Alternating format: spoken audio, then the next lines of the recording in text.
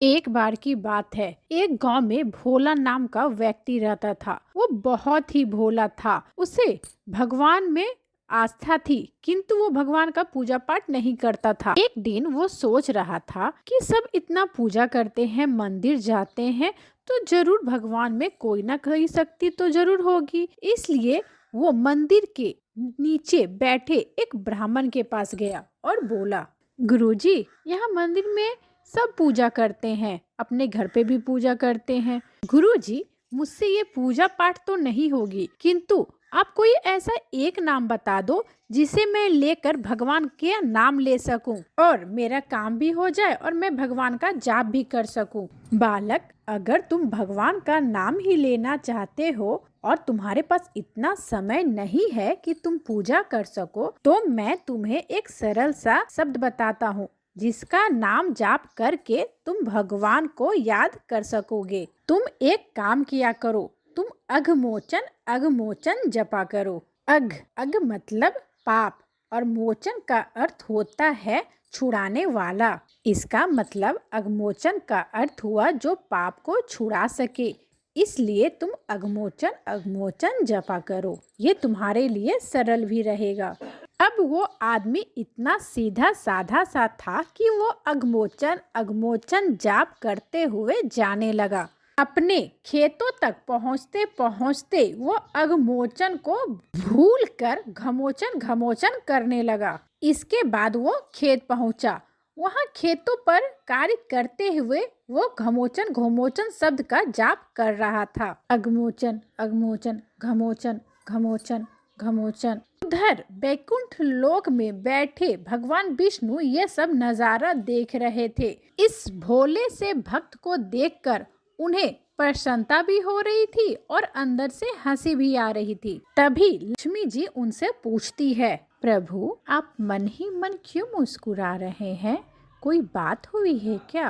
कृपया मुझे भी बताइए। देवी, बस ऐसे ही आज मेरा एक भक्त मेरा ऐसा नाम ले रहा है जो शास्त्रों में कहीं नहीं लिखा हुआ है। वो कुछ समय तक तो मेरा सही नाम लिया, किंतु उसके बाद वो नाम भूल गया। बस उसी को सुनकर मुझे हंसी आ गई। प्रभु, तब तो मुझे भी उस भक्त को देखना है और सुनना भी है कि वो आपका कौन सा नाम का जाप कर रहा है। ठीक है देवी, आप मेरे साथ उसके खेत पर चलिए। के बाद भगवान विष्णु और माता लक्ष्मी उसके खेत पर चले गए, जहाँ वो हल जोतते हुए घमोचन घमोचन का जाप कर रहा था। खेत पर पहुँचते ही भगवान विष्णु वहाँ एक बड़े से गड्ढे में छिप गए और माता लक्ष्मी एक औरत के रूप में बदल गईं और उस भक्त के पास जाकर बोली, अरे, ये तू घमोचन घमोचन क्यों जप कर रहा है? ये घमोचन का क्या अर्थ होता है? माता लक्ष्मी के कई बार बोलने पर भी वह व्यक्ति उसका कोई जवाब नहीं दिया। अरे बता ना, तू ये घमोचन घमोचन का नाम जाप क्यों कर रहा है? तू कुछ बोल क्यों नहीं रहा? वह व्यक्ति सोच रहा था कि मैं अगर इससे बात करूंगा तो मैं ये नाम भूल जाऊंगा। इसलिए वो लक्ष्मी जी के प्रश्न का कोई उत्तर नहीं दे रहा था। लक्ष्मी जी बार बार पूछ रही थी।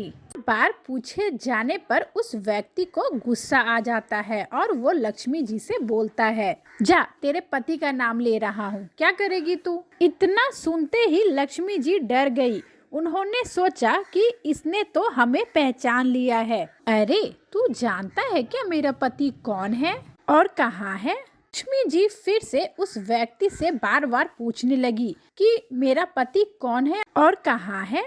लक्ष्मी जी फिर से उस व्यक्ति से बार बार पूछने लगी कि मेरा पति कौन है और कहाँ है, तुझे कैसे पता? तब गुस्से में आकर दोबारा वह व्यक्ति बोलता है, जा, तेरा पति उस गड्ढे में है, जा देख ले। इतना बोलने पर लक्ष्मी जी समझ गई कि ये तो मुझे पक्का ही समझ गया है कि हम लोग कौन हैं। इसके बाद वो उस गड्ढे के पास जाकर भगवान विष्णु से बोली, प्रभु, आप बाहर आ जाओ, इसे सब कुछ पता है।